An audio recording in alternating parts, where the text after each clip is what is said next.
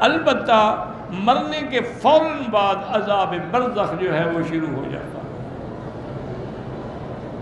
عذاب قبر بھی کہہ سکتے ہو، عذاب برزخ بھی کہہ سکتے ہو، عذاب ادنیٰ بھی کہہ سکتے ہو۔ اس لیے اللہ نے فرمایا کہ جب فرعون وما اپنی جماعت کے غرق ہوئے اغرقوا فادخلوا نارا، غرق ہوئے اور اس کے بعد فوراً آگ میں داخل ہو گئے۔ تو یہ جہنم کا ایک نمونہ ہوتا ہے، جہنم کا ایک یعنی نظارہ ہوتا ہے عذاب کا کہ النار یعرضون علیہا غدوا وعشیا، صبح و شام ان کو گویا کہ جہنم دکھلائی جاتی ہے، جہنم پہ پیش ہوتے ہیں۔ یہ بہت بڑا سخت عذاب ہے، اور اس کے علاوہ بھی ملائکہ کافروں کو عذاب دیتے ہیں۔ تو اس لیے اس کو کہتے ہیں عذاب قبر یا عذاب برزخ، کیونکہ جو آدمی مثلا ڈوب کے مر گیا اس کی تو قبر کہیں نہیں ہے نا، لیکن برزخ تو ہے۔ ایک آدمی اگر کسی جہاز میں کریش ہو گیا، اس کے تو ریزہ ہو گیا، کچھ بھی نہیں ملا۔ کسی کو نعوذ باللہ کوئی جانور کھا گئے، وہ تو جانوروں کے پیٹ میں چلا گیا، جہاں بھی چلا جائے برزخ تو ہے۔ اس لیے جب برزخ کا بھی عذاب ہوگا، قبر کا بھی عذاب، جو قبر میں ہیں ان کو قبر میں عذاب ہوگا، اور جو برزخ میں ہیں ان کو برزخ میں عذاب ہوگا، اور وہ عذاب قبر جو ہے وہ حق ہے۔ ہاں البتہ اصل عذاب جو ہے وہ جہنم ہے، اور وہ ہوگی حشر کے بعد، قیامت میں ہمارے اٹھنے کے بعد۔ اب مسئلہ سمجھیں کہ مرنے کے ساتھ ساتھ جو عالم برزخ ہے یہ عالم غیب ہے، اس لیے ہمیں کوئی پتہ نہیں لگتا ہے۔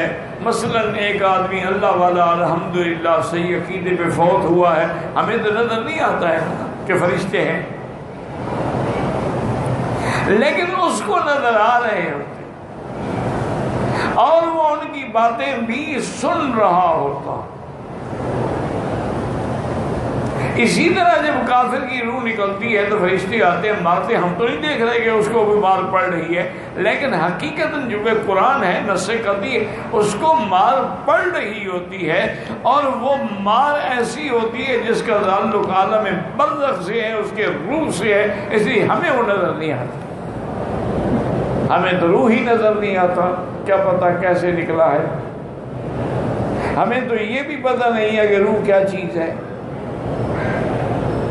لیکن مومن کے روح کے لیے استقبال ہوتا ہے، ملائکہ اس کو خوشخبری دیتے ہیں اور آ کے کہتے ہیں یا ایتھا الروح الطیب فی الجسد الطیب فاخرجی الی روح و ریحان و الی رب غیر غضبان۔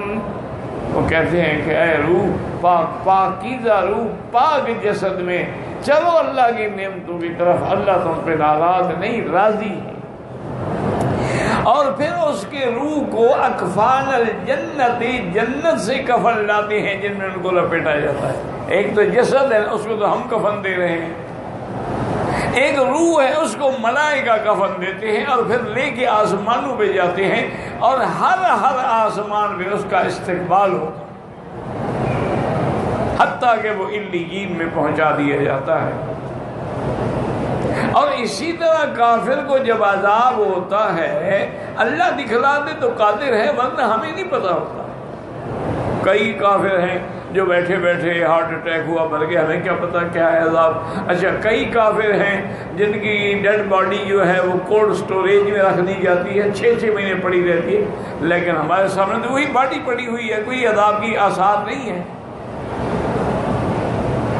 لیکن حق وہی ہے جو اللہ نے قرآن میں فرمایا ہے کہ اب تعلق روح سے ہے۔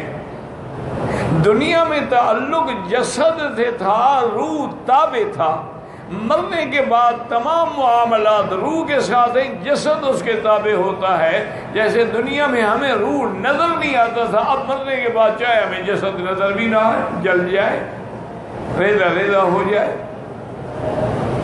دریا میں گیا مچھلیاں کھا جائیں، کیونکہ اب تو معاملہ روح کے ساتھ ہے۔ روح یا علیین میں ہے یا سجین میں، اسے تو مچھلیاں نہیں کھا سکتی نا۔ بات کو سمجھیں۔ تو اس اچھا کبھی کبھی یہ بھی ہوتا ہے کہ اللہ تعالی نمونہ تن اپنے عذاب کا نمونہ دنیا میں دکھلا دیتے ہیں.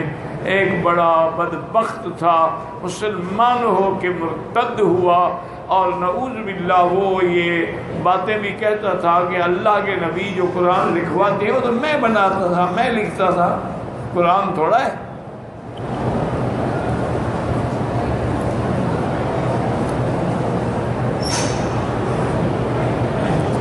وہ جب بدبخت بھاگ گیا مدینے سے، اپنے علاقوں میں چلا گیا، وہ جب مر گیا، اس کو جب دفن کرنے لگے تو لفظتہ الارض، زمین نے باہر پھینک دیا.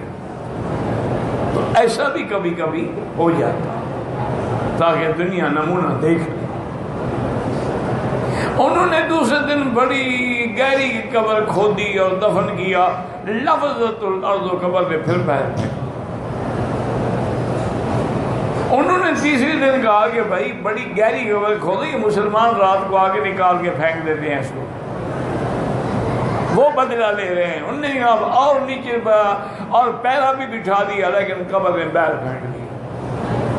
تو پھر کبیرے والوں نے کہا کہ اس پہ اللہ کا عذاب ہے جو اس نے حضور کی گستاخی کی ہے. اب انجام یہ ہے کہ اس کو پڑا رہنے تو کتے لے کھا جائیں گے.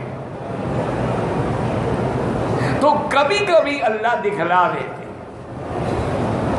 اچھا اسی طرح کبھی کبھی انبیاء کو بھی اللہ عذاب دکھلا دیتے ہیں کہ جیسے میرے آقا رحمت دو عالم گزر رہے تھے، ایک جگہ سے تو رک گئے، فرمایا یہ جو دو قبریں ہیں انہما یعذبان، ان کو عذاب ہو رہا. اور حضور کو یہ بھی بتلا دیا گیا کہ عذاب کیوں ہو رہا ہے. وما یعذبان فی کبیر، ایک جو ہے لا یستنزہ من البول، پیشاب کے قطروں کا خیال نہیں کرتا تھا. کپڑے پہ قطرے گر گئے تو گر گئے، بدن پہ کوئی قطرے گر گئے تو گر گئے. اور دوسرا جو ہے وہ نمام تھا، چغل خور تھا، ادھر کی ادھر اور ادھر کی ادھر، اس وجہ سے ان پر عذاب ہو رہا. یعنی اللہ نے عذاب بھی دکھلا دیا اور سبب عذاب بھی بتلا دیا. تو اس لیے اللہ اچھا اسی طرح کبھی کبھی اللہ تعالی کشف کے ذریعے اپنے اولیاء کو بھی دکھلا دیتے. یہ کوئی بڑی بات نہیں ہوتی، اللہ دکھانا چاہے دکھلا دے. لیکن اصل مسئلہ یہی ہے کہ عالم غیب ہے، اس کو اللہ پردے میں رکھتے ہیں تاکہ اگر ہر موت کا انجام دکھلا دیا جائے نا تو لوگ تو قبر میں دفن کرنا بھی بھول جائیں. اس لیے ایک صحیح حدیث میں ہے، حضور نے فرمایا کہ جب قبر پہ عذاب ہوتا ہے تو یسمع الا الثقلین، ہر جانور، ہر چرند پرند وہ عذاب سنتا ہے، لیکن انسان اور جن نہیں سنتا. اور فرمایا کہ اگر اللہ ان کو بھی سنوا دیتے تو کون اپنے مردے دفن کرتا، لیکن باقی جانور بھی سنتے ہیں. اسی لیے یہ نہ سمجھا کریں کہ یہ فلاں پیر کو جی بڑا پتہ لگتا ہے، اس کو ہر چیز کا کشف ہو جاتا ہے، فلاں کو جی علم نجوم سے یہ باتیں ہیں ساری. ایک بہت بڑے بزرگ تھے، اللہ ان کی قبروں پہ کروڑوں رحمتیں کرے. اس کے بعد ایک نجومی گیا تو اس نے کہا کہ جی میرے پاس ایسے علوم ہیں کہ میں ستاروں کی گردش سے حوال بتا سکتا ہوں کہ کل کیا ہوا تھا، آج کیا ہے، کل کیا ہوگا، یہ چیزیں میں بتا سکتا ہوں. تو انہوں نے فرمایا بھائی اتنا علم تو اللہ تعالیٰ کبھی کبھی گدھے کو بھی دے دیتے، یہ کون سی بڑی بات ہے. وہ بیچارہ بگڑ گیا کہ دیکھو جی میں اپنا علم بیان کر رہا ہوں اور مجھے کہتے ہیں کہ یہ تو گدھے کے پاس بھی ہوتا ہے. بعض کہتے ہیں کہ یہ واقعہ ابو علی سینا کا ہے، وہ بہت بڑا حکیم تھا نا. اور جن بزرگوں کی بات ہے وہ حضرت توسی رحمۃ اللہ علیہ. اب وہ غصے میں آیا، وہاں سے چلا گیا تو ایک بستی میں آ کے رات کو قیام کیا، ٹھہرا. تو اس کے بعد جو ہے وہ موسم ذرا تبدیل ہونے لگا تو گھر والوں سے اس نے کہا کہ بھائی میں تو مسافر ہوں. انہوں نے کہا کوئی فکر نہ کرو، اگر بارش ہونی ہو نا تو میرے کھوتے کو گدھے کو بھی پتہ لگ جاتا ہے، نہ ہونی ہو اس کو پتہ لگ جاتا ہے. کھوتے کو کیسے پتہ لگ جاتا ہے؟ انہوں نے کہا اگر وہ اپنی دم کو 3 دفعہ اوپر مارے مانے بارش آ رہی ہے، اور نیچے مارے تو مانا ہوتا ہے بارش نہیں آ رہی. تو انہوں نے کہا ابھی کیا کیا کھولتے ہیں؟ انہوں نے کہا بارش آئے گی، اوپر مار رہا ہے. تو ان کو سمجھ آ گئی. انہوں نے کہا اچھا اللہ نے مجھے سبق دینا تھا کہ میں نے جو بزرگ کی بات سن کے غصے کا اظہار کیا، اللہ نے مجھے دکھا دیا کہ گدھے کو بھی میں چاہوں پھر دے دوں. اس نے توبہ کی، دوبارہ ان بزرگوں کی خدمت میں حاضر ہوئے. اللہ کی شان یہ ہے کہ پھر ابو علی سینا بڑے ذاکر، بڑے عابد، بڑے دین کے پابند ہوئے اور موت ایمان ہوئے. ورنہ اتنے بڑے لوگ جو ہیں یہ بھٹک پڑے جاتے ہیں. اس لیے ہمیشہ یاد رکھیں کہ اللہ تعالیٰ کبھی عذاب بھی دکھلا دیتے ہیں اور کبھی رحمت کا نمونہ بھی دکھلا دیتے ہیں. حضرت جابر فرماتے ہیں کہ سیل آیا تو شہدائے احد کی قبریں جو تھیں نا وہ کھل گئیں. تو میں نے کہا کہ میں جا کے اپنے والد کی قبر سے میت نکال کے جنت البقیع میں دفن کروں. کہتے میں نے جا کے دیکھا بالکل ایسے معلوم ہوتا تھا کہ ابھی لیٹے ہیں. آگے 6 مہینے گزر چکے تھے. تو یہ اللہ تبارک و تعالیٰ کی ذات ہے. ورنہ اصول ہمیشہ یاد رکھو کہ موت کے بعد عالم برزخ ہے اور عالم برزخ عالم غیب ہے. اللہ کھول دے ان کی مرضی ہے. اب اللہ فرماتے ہیں کہ ان کو ہم یہ سزا کیوں دیں گے؟ اب بظاہر ہمارے سامنے سے کافر پڑا ہے کہ اللہ فرماتے ہیں ان کے منہ پر بھی مارتے ہیں اور پشت پر بھی مارتے ہیں، مانا اس کے روح کو عذاب دی جا رہی ہے. فرمایا کہ یاد رکھو ذالک بأن اللہ لم یک مغیرا نعمتا انعمها علی قوم حتی یغیروا ما بانفسهم. اللہ تبارک و تعالیٰ کسی قوم کو نعمت دینے کے بعد ان کی حالت کو نہیں بدلتے جب تک وہ اپنی حالت کو خود نہ بدلیں. مانا یہ نہیں کہ اللہ نعمت کرے پھر چھین لے، نہیں، نعمت دیتے ہیں جب وہ انکار پہ آ جاتے ہیں، جب وہ کفر پہ آ جاتے ہیں، جب وہ اعراض پہ آ جاتے ہیں، اپنی حالت کو بدلتے ہیں تو پھر اللہ بھی نعمتیں چھین لیتے ہیں.